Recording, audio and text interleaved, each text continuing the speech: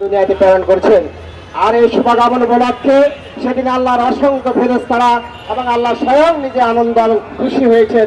খুশি হয়ে তার রাসূলের শানে দুরূদ এবং দুরূদ শরীফ পাঠ করেছেন। আজকে কিছু কিছু মানুষ আছে যারা নামে মুসলমান কিন্তু আল্লাহ রাসূলের সঙ্গে দুশ্মনী করছে। আমরা তাদেরকে বলবো প্রকৃত ইসলাম, প্রকৃত কোরআন হাদিস সুন্নাহকে গবেষণা করে রাসূলকে ভালোবাসেন।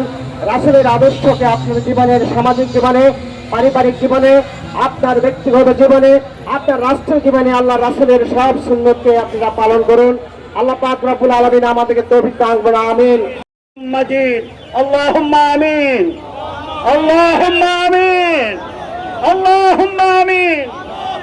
ربنا ظلمنا أنفسنا وإن لم تغفر لنا وترحمنا لنكونن من শত শত নেতা কর্মী জেল খেটেছিল। আমরা আজকে এই মিলাদুন নবীর দিনে শপথ করছি বিএনপিকে সংসদে নেওয়ার জন্য, সরকার গঠনের জন্য আবার যদি আমাদেরকে জেল খাটতে হয়, প্রতিটি নেতা কর্মী আমরা প্রস্তুত আছি।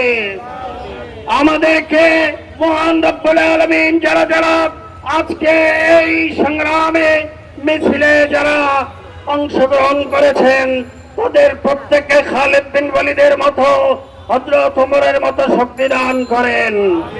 তারেক রহমানকে অনতি বিলম্বে আমাদের মাঝে এসে হাজির হওয়ার তৌফিক দান করেন। বেগম খালেদা জিয়াকে পূর্ণ সুস্থ করে এই দেশের রাষ্ট্রপতির চেয়ারে বসে বিএনপিকে ধন্য করার তৌফিক দান করেন। সুবহান রাব্বিকা রাব্বিল ইজ্জাতি আম্মা ইয়াসিফুন ওয়া সালামুন আলাল মুরসালিন ওয়াল হামদুলিল্লাহি রাব্বিল আলামিন।